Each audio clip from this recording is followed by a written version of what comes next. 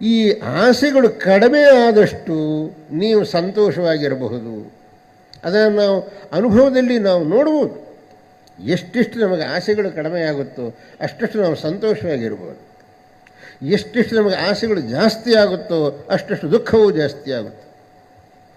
ಆದ್ದರಿಂದ ಮನಃಶಾಂತಿಗೆ ಮುಖ್ಯವಾದ ಕಾರಣವೇನು ಅಂತಂದರೆ ಈ ಆಸೆಗಳನ್ನು ಬಿಟ್ಟು ಬಿಡೋದು. ಆಸೆಗಳನ್ನು ಬಿಟ್ಟಿವೆ ಅಂತಂದರೆ ಆ ಮನಃಶಾಂತಿ ತಾನಾಗಿಯೇ ಉಂಟಾಗುತ್ತೆ. ಇನ್ನೊಂದು ಅಹಂಕಾರವನ್ನು ಬಿಟ್ಟು ಬಿಡೋದು. ಅದೇ ತಾನೇ ಮೊದಲು ನಾನು ಹೇಳಿದ್ದು ನಡೆಯಬೇಕು ಅಂತಂದರೆ ಆ ಅಹಂಕಾರದ ದೆಸೆಯಿಂದ ನೀವು ಮಾತಾಡ್ತಿರೋದು. ನೀವು ಹೇಳಿದ್ದು ನಡೆಯಲಿಲ್ಲ ಅಂದರೆ ನಿಮಗೆ ಸಿಟ್ಟು ಬರ್ತಿರೋದು. ಆ ಸಿಟ್ಟಿನಿಂದ ಮನಃಶಾಂತಿ ಹಾಳಾಗೋದು. ಈ ಅಹಂಕಾರದಿಂದ ಯಾಕೆ ಅಹಂಕಾರ ನಿಮಗೆ? ನಾನು ಹೇಳಿದ್ದು ನಡಿಬೇಕು ಅಂತೇನಿಲ್ಲ, ಹೆಂಗೆ ಬೇಕಾದರೂ ಈಶ್ವರೇಚ್ಛೆ ಹೇಗಿದೆಯೋ ಹಾಗೆ ನಡೆಯುತ್ತೆ. ನನ್ನ ಜೀವನದಲ್ಲಿ ನಾನಂತೂ ಹಾಗೇ ಇರ್ತೇನೆ. ನಾನು ಒಂದು ಮಾತು ಹೇಳ್ತೇನೆ, ಅದು ನಡೀತು ಸಂತೋಷ, ನಡೀಲಿಲ್ಲ ಅದೇ ಈಶ್ವರೇಚ್ಛಾ ಕಣಪ್ಪ, ನನಗೆ ವ್ಯಥೆ ಏನಿಲ್ಲ. ನಾನು ಹೇಳಿದ್ದು ನಡೀಲಿಲ್ಲ ಅಂತಂದರೆ ನನ್ನ ವರ್ಚಸ್ಸು ಏನಾಯಿತು, ನನ್ನ ವ್ಯಕ್ತಿತ್ವ ಏನಾಯಿತು ಅಂತನೂ ಪ್ರಶ್ನೆಗೆ ನಾನು ಹೋಗುವುದಿಲ್ಲ.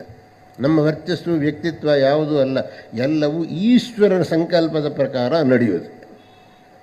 ನಾನು ಯಾವಾಗಲೂ ಹೇಳುವುದಷ್ಟೇ, ನೋಡಿ, ನಮ್ಮ ಸಂಕಲ್ಪದಂತೆ ಯಾವುದೂ ನಡೆಯುವುದಿಲ್ಲ. ನಡೆಯುವುದು ಈಶ್ವರ ಸಂಕಲ್ಪದಂತೆ. ಏನು ನಡೀತಿದೆಯೋ ಅದನ್ನು ಈಶ್ವರ ಸಂಕಲ್ಪದಂತೆ ನಡೀತಾ ಇದೆ ಅಂತ ಹೇಳಿದಾಗ ತಲೆಬಾಗುವುದು ಒಳ್ಳೆಯದೇ ಹೊರತು, ನಾನು ಹೇಳಿದ್ದು ನಡೀಲಿಲ್ಲ ಅಂದರೆ ನಾ ಕೇಳೋದಿಲ್ಲ ಅಂತ ಹೋದಿರಿ ಅಂತಂದರೆ ನಿಮಗೆ ಕಡೆಗೆ ಮನಃಶಾಂತಿ ಅಂತನ್ನೋದು ಇರೋದಿಲ್ಲ ಅನ್ನೋದಷ್ಟೇ ಉಳಿಯುತ್ತೆ. ನಿಮ್ಮ ಮನಃಶಾಂತಿ ಹಾಳಾಗುವುದು ಅನ್ನೋದಷ್ಟೇ ಉಳಿಯುತ್ತೆ.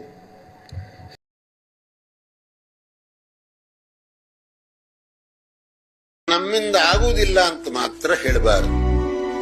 ಆಗದೇ ಇರೋದು ಯಾವುದೂ ಇಲ್ಲ ರೀ. ಪ್ರಯತ್ನ ಪಟ್ಟರೆ ಎಲ್ಲವೂ ಆಗುತ್ತೆ. ಪ್ರಯತ್ನ ಮಾಡದೆ ಹೋದ್ರೆ ಯಾವುದೂ ಆಗುತ್ತಿಲ್ಲ. ಆ ಪ್ರಯತ್ನ ಬೇಕು. ಆ ಪ್ರಯತ್ನ ಅಂತನೋದು ಇದ್ರೆ ಎಷ್ಟು ಅಸಾಧ್ಯವಾದದ್ದನ್ನು ಸಹ ನಾವು ಸಾಧನೆ ಮಾಡೋಕ್ಕಾಗುತ್ತೆ. ಆ ಪ್ರಯತ್ನ ತೀವ್ರವಾಗಿರಬೇಕು.